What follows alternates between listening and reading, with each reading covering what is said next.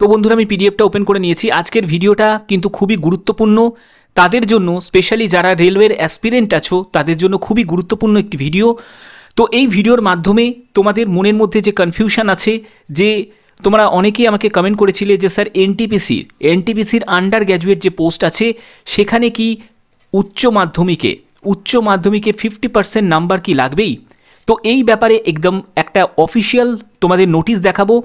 এরপর দ্বিতীয় যে প্রশ্নটি সেটি হচ্ছে যারা যারা আইটিআই পাস আউট ক্যান্ডিডেট, তো আইটিআই পাস আউট যারা যারা ক্যান্ডিডেট আছো তারা কি আবেদন করতে পারবে? তো এই ব্যাপারেও কিন্তু একটা কমপ্লিট ইনফরমেশান পাবে। এবং তোমাদের যেটি বলবো সেটি হচ্ছে গ্রুপ ডি এর জন্য, স্পেশালি গ্রুপ ডি এবং গ্রুপ সি এর জন্য একটি আরটিআই রিপ্লাই এসছে। তো সেই ব্যাপারেও কিন্তু তোমাদের একটি অফিসিয়াল ইনফরমেশান দেবো।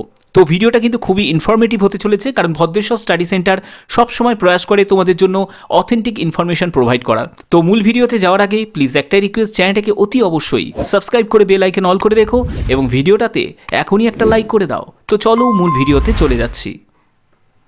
তো এখানে তোমরা দেখতে পাচ্ছ যে এই যে নোটিশটা হচ্ছে তোমাদের ইস্ট কোস্ট রেলওয়ের তরফ থেকে এই নোটিফিকেশনটা প্রকাশিত করা হয়েছে।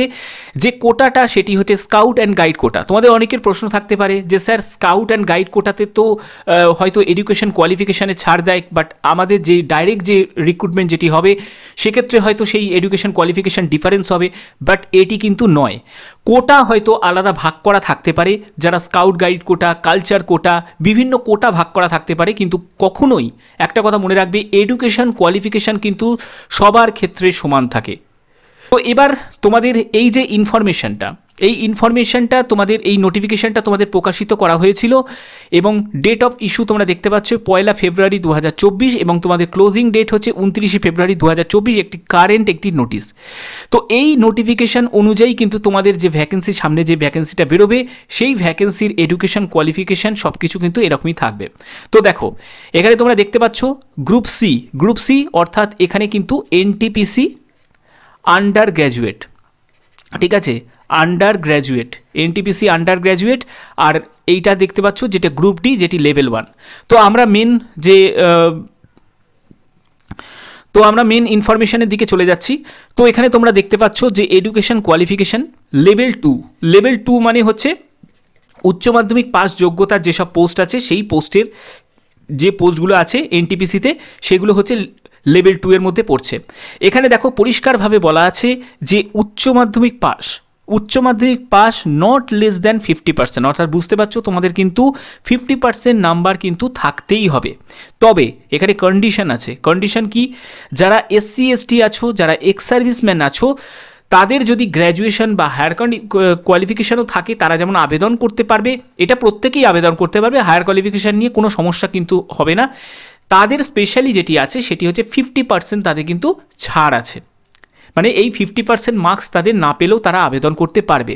তাহলে এই 50% নাম্বার উচ্চ মাধ্যমিকের কাদের লাগবে এই ব্যাপারটা তোমাদের ক্লিয়ার করে দিই। ইউআর, ইডব্লিউএস এবং ওবিসি যেসব ক্যান্ডিডেট আছে তাদের ক্ষেত্রে উচ্চ মাধ্যমিকে 50% নাম্বার কিন্তু লাগবেই।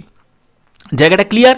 তোমাদের অনেকের কমেন্ট এসেছিলো, আমি রীতিমতো কমেন্ট রিড করি, তো সেখানে আমি দেখছিলাম তোমরা একজন কমেন্ট করেছিলে যে উচ্চ মাধ্যমিকে 50% নাম্বার লাগবে না, 2019-এ লেগেছিল বাট এখন লাগবে না। তো এই জায়গাটার তোমাদের একদম অফিসিয়ালিভাবে আমি দেখিয়ে দিলাম, ঠিক আছে? তো দেখো এরপরে দেখো আরেকটি জায়গা দিয়ে আছে, অর বলে দেওয়া আছে। অর হচ্ছে তোমরা যদি মাধ্যমিক পাস করে থাকো এবং সঙ্গে যদি তোমার আইটিআই সার্টিফিকেট থাকে কোনো টেকনিক্যাল ক্যাটাগরি নিয়ে, তাহলেও কিন্তু আবেদন করা যাবে। ব্যাপারটা ক্লিয়ার হয়ে গেল?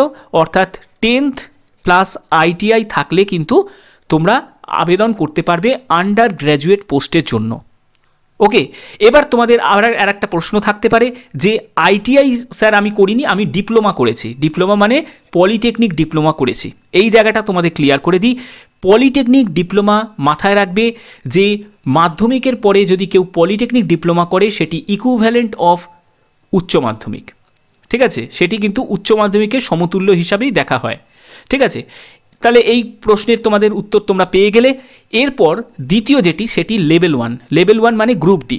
গ্রুপ ডির ক্ষেত্রে দেখো একদম সেম বলে দিয়েছে 10 standard or ITI or equivalent recognise board or তোমাদের NAC certificate granted by NCVT থেকে থাকতে হবে ফর দ্য পোস্ট অফ, এখানে civil engineering, mechanical engineering, electrical engineering, signal and telecom department, catering wings railway.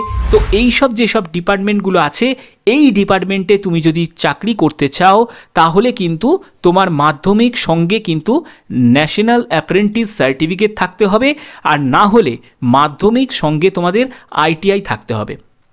ঠিক আছে, অর্থাৎ এই পোস্টের ক্ষেত্রে যে 2018-19 যে ছাড় দেওয়া হয়েছিল যে শুধু মাধ্যমিক পাসরাও আবেদন করতে পারবে, সেটা কিন্তু এই বছর কিন্তু আর কিন্তু তোমরা পাবে না।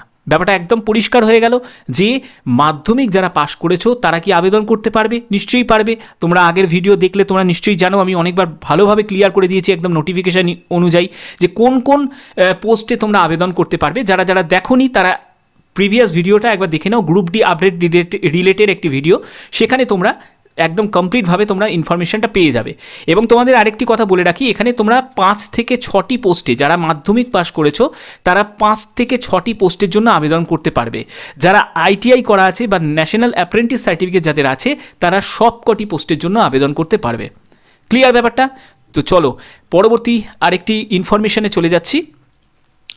তো পরবর্তী ইনফরমেশনটি হচ্ছে যে একটি স্টুডেন্ট আরটিআই করেছিল। তো আরটিআই প্রথম প্রশ্ন কি করেছিল সেটির ব্যাপারে দেখো, এখানে বলছে যে how many vacant post are there current in railway, মানে সে সরাসরি জিজ্ঞেস করেছে যে রেলওয়েতে এখন কারেন্ট ভ্যাকেন্সি কত আছে।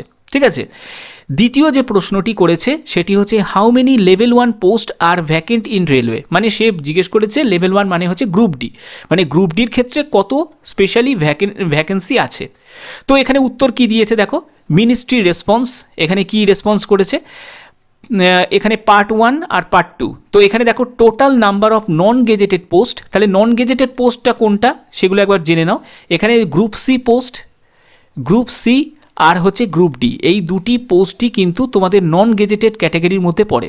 তো এই নন গেজেটেড পোস্ট যেটা হচ্ছে গ্রুপ সি ইনক্লুডিং লেভেল 1 মানে group D in Indian railways as available in this office as on 1/2/2024, মানে 1 ফেব্রুয়ারি ডেটা অনুযায়ী 2,35,860টি শূন্যপদ আছে।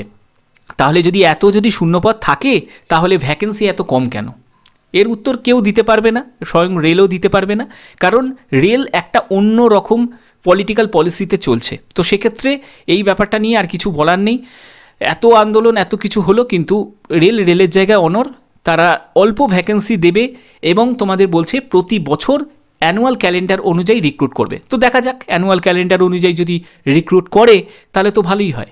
বাট এটা যেন না হয় শুধুমাত্র ইলেকশনের জন্য এই 2024টাই তোমাদের এই সুযোগটা পেলে আবার তারপরে 2025-এর পর থেকে যেরকম আগে চলছিল সেরকমই আবার চলে।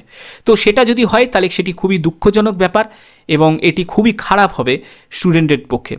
তো এখানে দেখো for information related to gazetted post, gazetted post কোনগুলো, যেগুলো গ্রুপ এ এবং গ্রুপ বি যে ক্যাটাগরির যে পোস্টগুলো সেগুলো তোমরা জানো, এগুলো কিন্তু কোনো রকম ডাইরেক্ট রিক্রুটমেন্ট হয় না, এগুলো সম্পূর্ণ কিন্তু ডিপার্টমেন্টালভাবে কিন্তু এর নিয়োগটি হয়।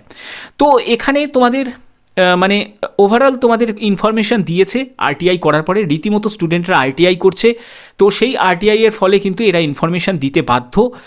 তবে একটি কথা মনে রাখবে, আমার চ্যানেল কিন্তু সবসময় আমি প্রোভাইড করি তোমাদের জন্য অথেন্টিক নিউজ, তোমাদের কাছে প্রোভাইড করার চেষ্টা করি যাতে তোমরা প্রস্তুতি নিতে পারো, যাতে ভালোভাবে তোমরা তোমাদের লক্ষ্যে পৌঁছতে পারো, এটি আমার সবসময় প্রয়াস থাকে। তো আশা করি তোমাদের ভিডিওটার মাধ্যমে আমি কমপ্লিট ইনফরমেশন দিয়েছি। তো যদি ভিডিওটা ভালো লাগে অতি অবশ্যই ভিডিওটাতে লাইক করবে, চ্যানেলটাকে সাবস্ক্রাইব করে বেল আইকন অল করে রাখবে। তো আজকের মতো এটুকুই, শুভরাত্রি।